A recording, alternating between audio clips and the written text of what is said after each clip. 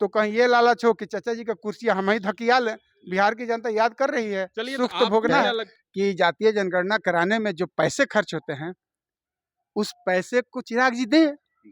और नहीं तो अगर सरकार के पैसे से जातीय जनगणना हो रही है तो इसके रिपोर्ट को सार्वजनिक होनी चाहिए। तो जब जनता के पैसे से जनगणना हो रही है तो उसको आम करना, जनता के बीच में लाना बहुत आवश्यक है। तो वो नारा देते हैं इसलिए कि वो बिहार में फर्स्ट हैं, है ना। वो बिहार में इसलिए फर्स्ट हैं कि दलित परिवार से आते हैं, लेकिन वो सरकार में है। तो अरे नीतीश जी किसी को देखे ना देखे, लेकिन भतीजवा एक दिन क्या किया था आपको पता है ना। 2020 में भतीजा क्या किए थे, जहां जहां चाचा जी के कैंडिडेट लड़े थे, तीर के, हाँ तीर के, जहां जहां प्रतिनिधि लड़े थे वहां ही बांग्ला खड़ा कर दिए। सारा तीर जाकर बंगले में फंस गया, इसीलिए चाचा जी का बहुत सारा सीट भी फंस गया। जाति जनगणना कराया जाए लेकिन उसका रिपोर्ट सार्वजनिक नहीं होनी चाहिए। उस रिपोर्ट को जो है उसकी गोपनीयता बरकरार रखनी चाहिए।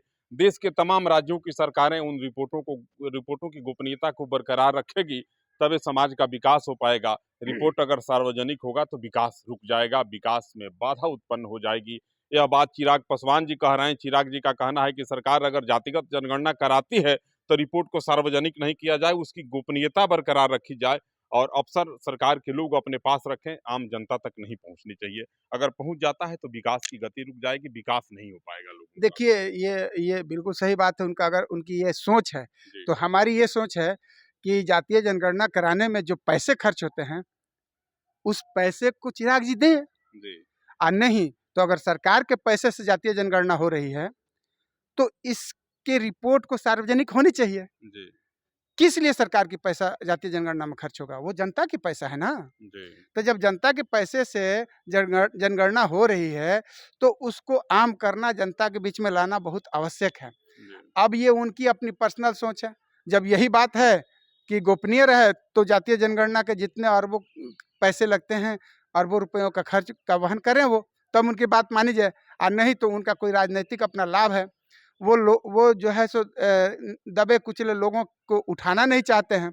वो भले ही दलित परिवार से हैं, लेकिन वो दलित नहीं, वो तो एडवांस हो चुके हैं। नारा देते हैं बिहार फर्स्ट, बिहारी फर्स्ट। तो वो नारा देते हैं इसलिए कि वो बिहार में फर्स्ट हैं, है ना। वो बिहार में इसलिए फर्स्ट हैं कि दलित परिवार से आते हैं, लेकिन वो सरकार में है। तो उनको कहाँ पता है कि दलित परिवार किस हाल में जीता है। उनको क्या मतलब है कि जातीय जनगणना से क्या मिलने वाला है। वो तो सरकार में है, मंत्री हैं, सारा सुख सुविधा वही है जो मोदी जी को है। अब तो सर इधर कहने लगे हैं, कई बार आप भी देखे होंगे, एक सप्ताह पीछे से उनका एक बयान वायरल हो रहा है जिसमें कह रहे हैं कि अब मेरा प्रदेश मुझको बुला रहा है, अब मुझे दिल्ली अच्छी नहीं लग रही है, अब मुझे पटना जाना है और अपने प्रदेश के लोगों की सेवा करनी है। इस प्रदेश इसलिए याद आ रही है कि 4 महीना आगे जाकर के ये है, चुनाव है। चाचा के कुर्सी पे ध्यान नहीं। वही बात 4 महीना आगे चुनाव है।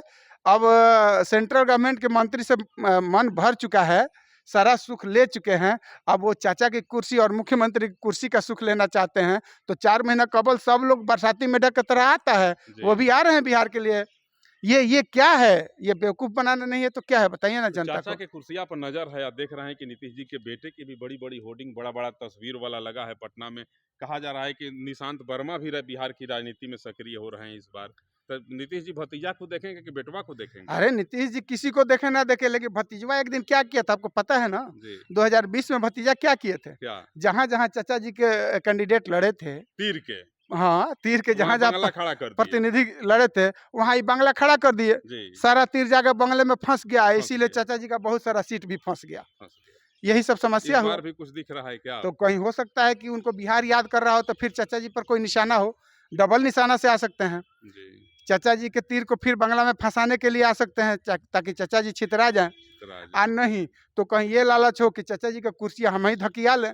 बिहार की जनता याद कर रही है, चलिए सुख तो भोगना है। क्या लगता है सर, राजनीति के बड़े माहिर खिलाड़ी हैं, आपको क्या लगता है जातिगत जनगणना अगर हो ही रही है तो रिपोर्ट सार्वजनिक होनी चाहिए कि नहीं होनी चाहिए? बिल्कुल होनी चाहिए, और जातीय जनगणना भी होनी चाहिए।